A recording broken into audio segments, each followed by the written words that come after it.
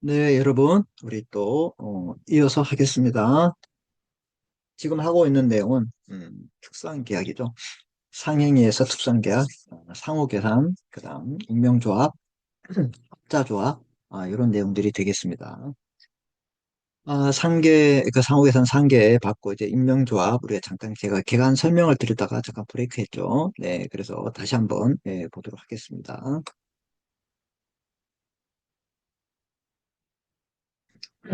자, 이게 보시면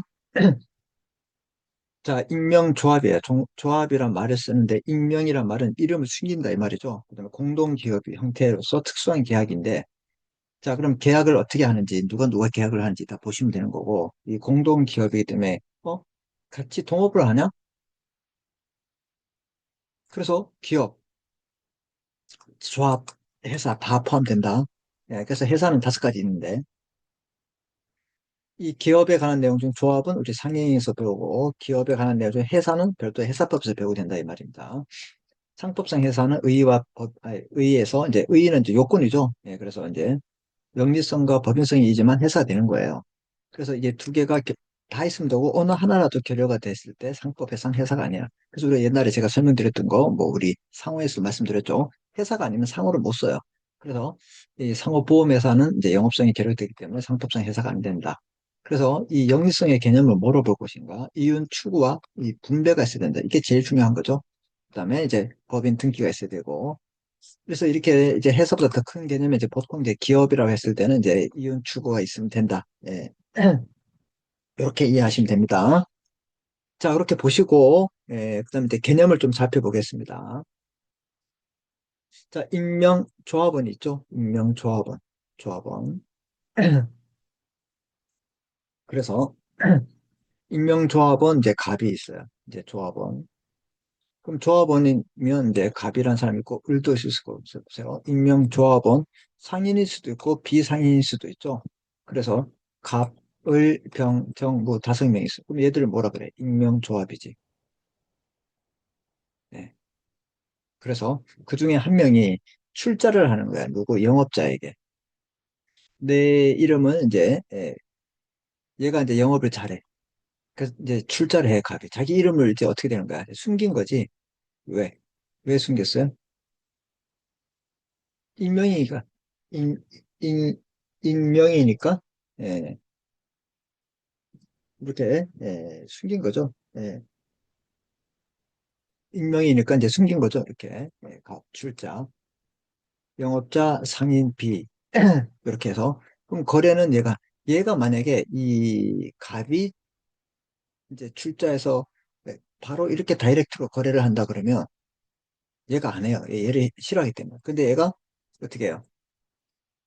또 뭐 일을 잘하기 때문에 수단이 좋아지고 투자하는 걸 좋아해. 근데 네가 대신 해가지고 얘가 이렇게 영업자게 합니다. 그래서 이제 거래를 해서 이윤이 발생하게 된다. 그러면 어떻게 하냐? 이 이윤을 이제 얘게 갑에게 분배하는 거야. 그럼 얘는 이 익명조합원이 누군지 알 필요도 없다 이 말입니다. 이렇게 하는 게 이제 익명조합이다.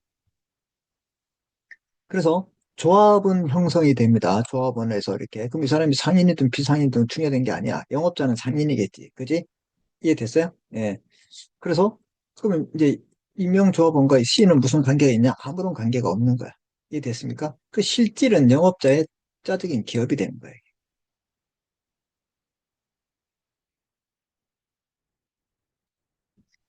자, 그래 돼서 요걸 기억하시면 임명조합원 갑과 제3자 C 사이에는 아무런 법적 관계가 없어요. 그죠? 뭐 얘하고 출자해서 얘하고 B하고 보세요. B하고 이윤이 발생하면 요걸 주고 얘는 돈을 출자해서 이윤만큼 받으면 되는 거예요. 그죠? 그럼 얘들은 서로 거래를 하는 거지. 예. 출자가 손실로 감소한 경우, 출자가 손실로 감소됐어. 그 손실을 존버한 후, 어, 이익 배당을 청구할 수 있다. 전부 보충해서 어떻게 달라갈 수 있다. 손실이 출제액을 초과시, 예, 손실이 더 마이너스 커졌다. 임명조합은 이미 받은 이익을 반환할 필요 없고 증자 의무도 없어. 이미 받았으면 끝난 거야. 이러한 규정은 임의 규정이다. 즉, 이 말은 당사자 사이에 다른 약정이 있으면 다른 약정으로 한다 이 말입니다. 알았죠? 요 개념 이해되셨죠? 요거. 예, 요걸 잘 이해하시면 돼요. 예. 그래서 이제 임명조합에 대해서 이 특수한 계약이고 공동기업이고 조합원이 이런 개념을 가지고 있다. 영업자 제3자의 관계가 있다. 이게 예, 알았죠? 그래서 출자하고 거래하고 거래해서 이윤 발생 분배받고 이런 것들이에요. 알았죠? 그래서 이 사람들이 실질적인 독자적 기업은 영업자가 하는 거죠. 예. 자, 그렇게 보시고 자, 이렇게 보시면 이제 똑같아요. 자, 여러분. 예. 자, 보세요. 개념 및 구조. 익명조합원. 얘는 상위, 요걸 이제 익명조합원이라 하고, 예, 그 다음에 얘를 뭐, 영업자. 얘는 반드시 성인이죠. 그죠? 그리고 이제 제3자 C. 예, 예, 얘를 제3자라 그러고, 그 다음에 거래 상대방. 그래서 얘가 이제 거래를 하고, 이 거래에 의해서 이윤이 발생하면 얘에게 어떻게 출자, 거래하면 어떻게 이윤 발생에 의해서 이익을 분배해주고, 그 다음에 이윤이 발생해야 되겠죠. 예, 이렇게 이제 출자하고 거래하고, 거래에 의해서 이렇게 이윤이 발생하면 이렇게 되는 거예요. 알았죠? 예.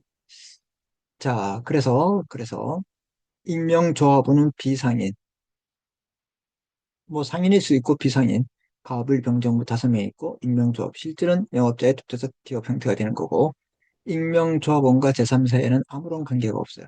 그렇죠? 예.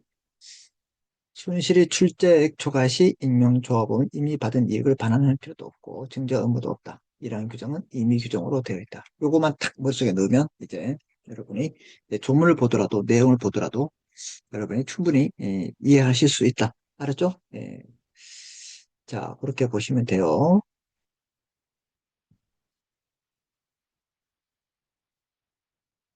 자, 그 다음에 법조문 볼까요? 익명조합. 그래서 익명조합, 이게 있죠? 예. 익명조합원이 이제 모여있는 거, 이제 요렇게 때, 익명조합원이 모여있는 거, 익명조합은 당사자 일방이 상대방의 영업을 위해서 출자하고,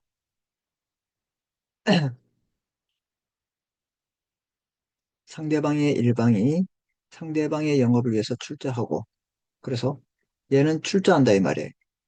그죠? 당사자 일방이 상대방의 영업을 위해서 출자를 하고, 상대방은 그 영업으로 상대방은 그때 여기서 말하는 상대방은 영업자를 말하고 있어요. 그 영업으로 이익을 분배할 것을 약정함으로써 약정 계약이다 이 말이죠. 효력이 생깁니다. 그래서 의의를 보시면 잘 보세요. 당사자 일방이 상대방 영업자의 영업을 위해서 출자하고 그죠? 그래서 상대방은 자 보세요. 여기서 이 조문을 잘 보셔야 돼. 익명조합은 당사자 일방이 상대방의 영업을 위해서 출자하고 이때 상대방은 이 상대방이 아니라 영업자를 말하고 있다. 상대방은 예, 그 영업으로 그 영업으로 인해서 이익 분배를 할 것을 약정함으로써 효력이 있다 이 말입니다. 자, 그래서 의의를 보시면 당사자 일방, 즉 익명조합원이 상대방을 위해서 출자하고 자, 이해되셨죠?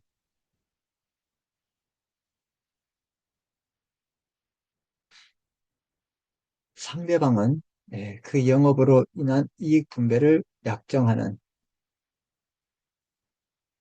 상대방은 그 영업으로 인한 이익 분배를 약정하는 특수한 계약이다. 예. 그래서 이때 상대방은 영업자라는 걸 좀 알아두셔야 될 것 같아요. 영업자.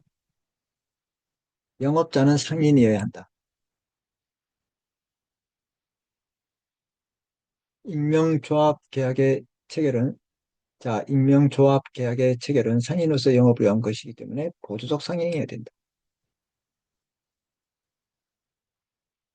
그렇죠? 네. 익명조합, 익명조합원은 상인임을 요하지 않는다. 그래서 이 사람은 상인이든 비상인이든 문제가 안 되지만, 그렇지만 그건 뭐예요? 아까, 영업자, 그 사람은 반드시 뭐 해야 된다고요? 상인이어야 한다는 걸 알아두셔요. 다시 우리 앞에서 옛날에 배웠지만, 이렇게 보시면, 상인이 영업을 위하여, 영업을 위해서, 상인이 영업을 위해서 하는 것은 당연히 상행위로 본다. 꼭 기억합니다. 상인 A가 커피숍을 운영해요. 그럼 기본적 상행위죠. 경영력으로 대출을 한다. 대출을 왜 할까? 이 기본적 상행위를 보조하기 위해서 하는 거지. 보조적 상행위로 본다 이 말입니다. 그래서 이 대출하는 자체를 뭐라고? 보조적 상행위로 본다 이 말이에요. 이해하셨죠? 그래서 영업을 위해서 하는 행위는, 근데 상인의 행위는, 그 상인이 하는 행위는,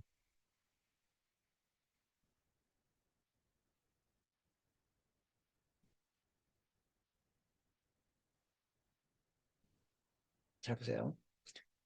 상인의 행위는 영업을 위해서 하는 것으로 추정해요. 그래서 여기서 상인이 영업을 위해서 하는 행위, 상행위로 본다 이 말입니다. 알았죠? 상인이 영업을 위해서 영업을 위해서 대출을 받는 일은 상행위로 본다. 즉, 보조적 상행위로 본다 이 말입니다. 알았죠? 보조적 상행위로 본다. 상인의 행위는, 상인이 하는 행위는 영업을 위한 것으로 일단 어떻게 한다? 추정한다. 추정. 이거는 본다. 추정. 자, 보세요. A의 대출 목적이 경영 해소 용도가 아니라 개인 용도로 했다. 이러면 추정을 번복하죠. 그러면 이런 경우는 추정되지 않는다. 그럼 뭐예요? 영업을 위한 것을 추정하지 않는다. 그럼 뭐지? 영업을 위한 것이 아니기 때문에 다른 용도로 썼다 이 말이죠. 그럼 보조적 상행위가 된다 안 된다? 안 된다 이 말입니다. 왜? 유학 자금을 빌렸다 이 말입니다. 그럼 보조적 상행위가 안 된다 이 말이죠. 그래서 상인이 영업을 위해서 하면 상행위로 보고 상인의 행위가 영업을 위한 것으로 추정된다 이 말입니다. 요거 기억합니다. 네. 당연한 거죠. 네. 위하여 이건 본다, 추정한다. 뭐가? 상인이 영업을 위해서 하면 이제 당연히 상행위 보고 상인의 행위가 영업을 위해서 하면 추정되는 거지. 이 상인의 행위의 목적을 우리가 모르잖아. 상인의 행위가 대출받은 게 무슨 목적이냐. 이게 경영 훼손가 아니면 대출을 했다. 이걸 우리가 모르기 때문에. 알았죠? 추정한다. 이 말이야. 일단은 우리가 경영 훼손으로 본다 이 말이죠. 알고 보니까 개인 용도다. 그럼 이 추정을 깨지고 보조적 상행위가 안 된다 이 말이에요. 그래서 여기에서도 보세요. 영업을 위한 것으로 본다 이 말입니다. 상인으로서. 조합 계약을 체결하는 것이. 알았죠? 예. 자, 그 다음에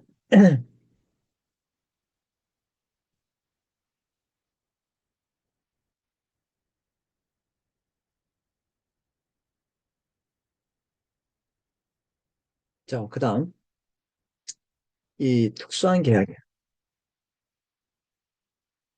계약으로 유상, 쌍무, 낙성, 불효식이고 익명조합은 그 명칭에도 불구하고 법률상 영업자의 독자적 기업이고 조합이 아니다 이 말입니다.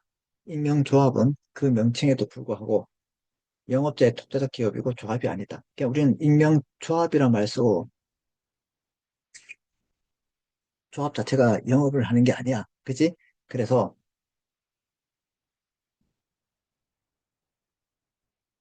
그 명칭에도 불구하고 법률상 영업자의 독자적 기업이고 조합이 아니다 이 말이에요. 이 조합이 뭐 영업자가 아니고 별도의 영업자가 있다 이 말입니다. 그래서 이 사람들이 그냥 이윤이 났을 때 분배만 받으면 된다 이 말이에요. 분배만 받으면 되지 다른 건 아니다. 그렇게 이해하십니다.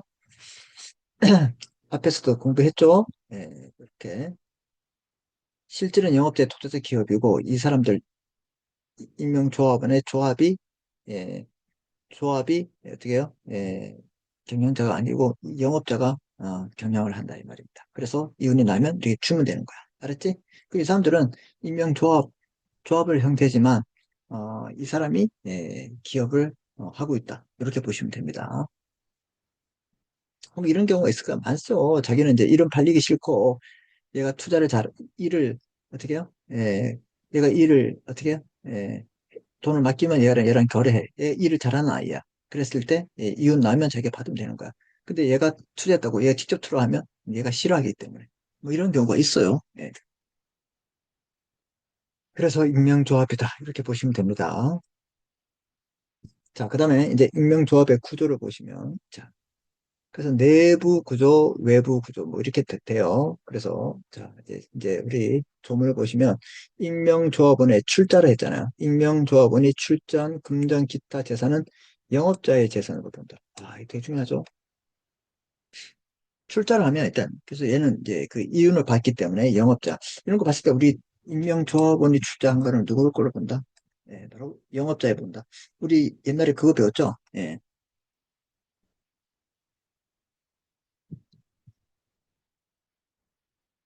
아, 나중에 예, 배운다. 예, 배운 게 아니라 나중에 우리 위탁 보조상에 위탁 매매상에 보면 이제 위탁자가 맡기면 이건 위탁자가 맡기고 위탁 매매상이 뭐 팔거나 사거나 했을 때 이 소유는 위탁자를 걸로 본다 이런 말이 나오는데 여기는 이제 임명조합이 출자하면 그 재산은 이제 누구 걸 본다? 영업자의 거를 본다. 네, 보시면 돼요. 임명조합원의 대외 관계. 임명조합원은 영업자의 행위에 관해서 제3자에 대하여 권리 의무가 없다 이 말입니다.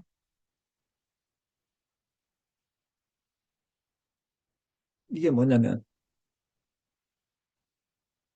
얘하고 얘는 어떤 권리 관계가 없다 이 말이에요. 얘하고의 권리 관계, 얘하고의 권리 관계가 있지. 얘하고 얘는 없어요. 알았죠? 예. 그러니까 자기 이름 숨기겠지. 예. 자, 성명상호 허락에 의한 책임. 임명조합원이 자기의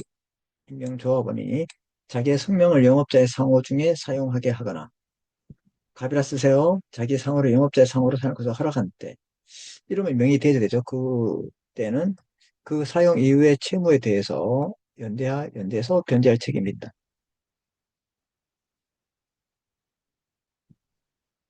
무슨 말인지 이해되셨죠? 그러니까 함부로 빌려주면 안 돼요. 이런 것들. 함부로 빌려주면 안 된다. 자, 그 다음에, 이익 배당과 손실 분담.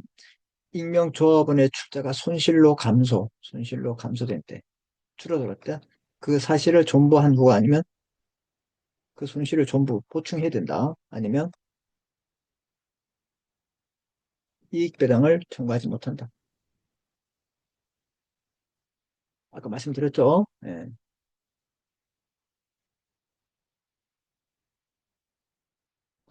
손실이 출자액을 초과했을 때, 손실이 출자액을 초과한 경우에 익명조합 입이 받은 것은 어떻게 반환하거나 증자할 필요 없다. 이미 받은 거나 반환할 필요 없다 이 말이죠. 네. 전 이항의 규정은 다른 약정이 있으면 허용되지 않는다. 이게 무슨 말일까요? 임의 규정이다. 이 말.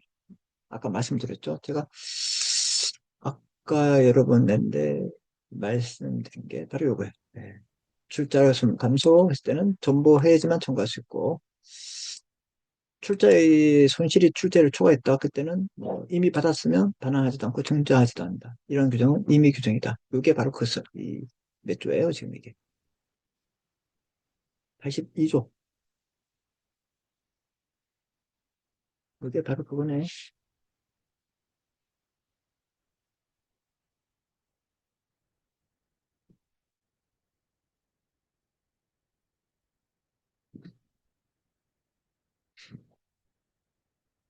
82조가 되는. 네. 음. 자, 그 다음. 계약을 해지할 때 조합 계약이잖아요. 그죠? 계약했을 거냐. 조합의 종속 기간을 정하지 아니하거나 어느 당사자가 종신까지 종속할 것을 약정한 때 각 당사자는 영업용도 말에 계약해지할 수 있다. 그러나 해지 전에는 6개월 전에 예고해야 된다. 6개월 전에 예고해야 되겠죠. 예, 미리 알려고 해야 된다. 조합의 존속 기한의 약정에도 불구하고 부득이한 사정이 있을 때, 아이고, 나옵니다. 각 당사자는 언제든지 할 수 있다.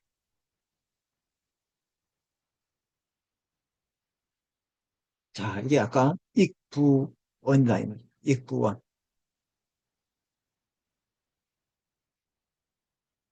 여기 말했죠? 익부원. 익명법에서 부득이한 사에서 언제든지 익부원. 가맹점은, 이거 진짜 기억합니다. 익부원,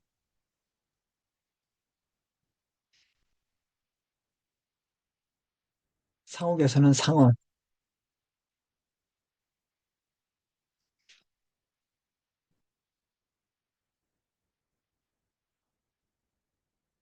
상옥에서는 각 당사가 언제든지. 요거 상원, 입구원, 가부상. 요거 꼭 기억합니다. 따로. 따로 해야 되지 않을까 생각합니다.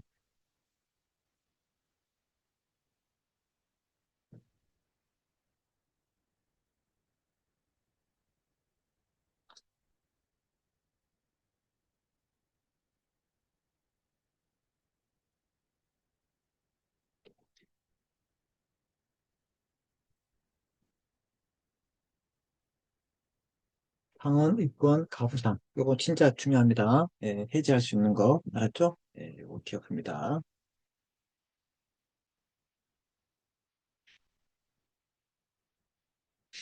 그래서 이제 입구원, 임명조합일 때는 부득이한 사안이 있을 땐 언제든지 입구원 해지할 수 있다. 계약 종료. 영업을 폐지 양도하거나 그다음에 영업자가 사망, 성년 후견, 그다음에 파산했을 때 조합원이 파산일 땐 당연히 계약이 종료되겠죠. 이 종료의 효과가 나타나죠. 종료의 효과. 조합 계약이 종료한 때는 영업자는 임명조합원에게 그 출제 가액을 반환해야 되죠.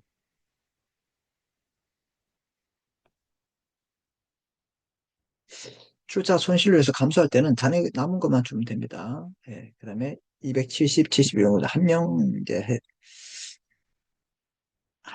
명 합자 이거 회사 있죠? 거기에도 준용된다 이 말입니다. 그래서 이런 내용들 조문을 보더라도 여러분들 이제 제가 앞에서 설명드린 얘기를 요거 잘 기억하시면 다 이제 해결됩니다. 알았죠? 그래서 이제 공부 열심히 하시고 기말고사도 잘 봐야죠. 이제 중간고사 잘 못 봤다고 낙담하지 마시고 잘 보시면 됩니다. 알았죠? 네. 강좌가 올라와 있기 때문에 여러분들 계속 반복해서 보면 되잖아요. 그죠? 예. 자, 내부 구조 보시면 임명조합원과 영업자 사이 보시면 임명조합의 의무가 있어요. 임명조합원의 의무가 뭐가 있냐? 출자를 해야 되지. 78조 아까 나와 있잖아. 78조. 손실 분담, 약정이 있는 것으로 추정되고 지불량도의 의무가 있다. 그래서 지불량도란 말은 뭐 갑이 갑다시에게 넘기든가 을이 을다시에게 넘기든가 이런 걸 못한다 이 말입니다. 임명조합원의 권리. 예. 얘는 이익 분배 돈 달라 할 수 있다. 영업 집행, 경업 피지 의무, 감시권 등이 있겠죠. 이런 것들을 행사해서 어떻게 해요? 당연히 예, 당연히 당연히 어떻게 해요?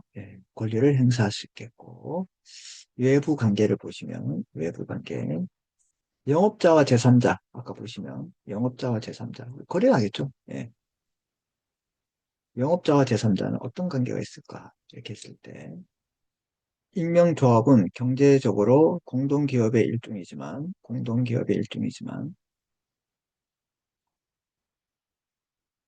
법률적으로 영업자의 자만이 영업주체로서 제3자와 법률 관계를 갖는다. 음. 익명조합원과 제3자. 익명조합원은 영업자의 행위에 관해서 제3자에 대해서 어떤 권리 의무가 없다. 이 말. 얘네끼리 알아서 해요. 그죠? 관계가 없다. 이 말이에요. 여기서 했죠? 80조에서. 책임도 권리도 없고 예,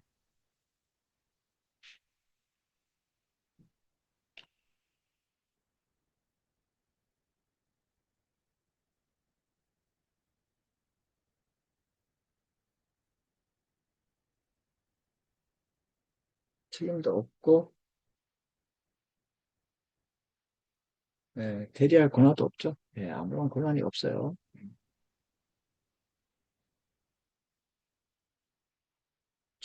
종료 및 효과를 보시면 임명계약의 해지는 법정 사유에서 당연히 종료하고 영업자는 그 임명조합에게 그 출자 가액을 반환합니다. 아까 말씀드렸죠. 그리고 손실이 있을 때는 그 잔액을 반환하면 되겠습니다. 했던 거. 그래서 그러면 또 판례가 있는데, 그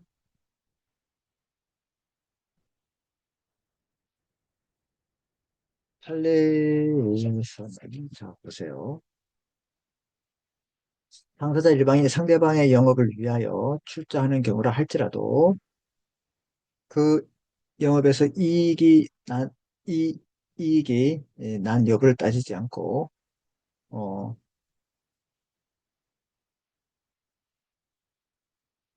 상대방이 정기적으로 일정 금액을 지급하기로 약정하는 경우, 가령 이익이라는 명칭을 사용하였다고 임명조업이라고 할 수 없다 이 말입니다.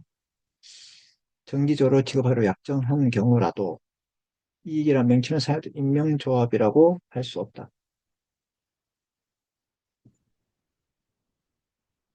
뭐야? 그 영업에서 이익이 나는 것 따지지 않고 정기적으로 금액을 지급해서 임명조합이라고 단정할 수 없기 때문에 그 사실관계 다시 한번 따져봐야 된다 이런 뜻입니다. 자, 그 다음에 보세요. 임명조합 관계에서 영업에 대한 임명조합의 상대방 영업에 출자한 때 금전 기타 상대방의 영업자의 재산으로 되는 것이라고 내가 했죠? 중요하다고 했죠? 영업자의 재산으로 보고 있다. 그래서 함부로 용도를 하더라도 횡령죄는 될 수 없어요. 그렇죠? 영업자의 재산이기 때문에 자기 거기 때문에. 자, 그렇게 여러분이 보시면 될 것 같고요. 어, 이제 다음은 어디일까? 네, 이제 합자 조합인데, 예, 요건 잠깐 브레이크 했다가 하겠습니다.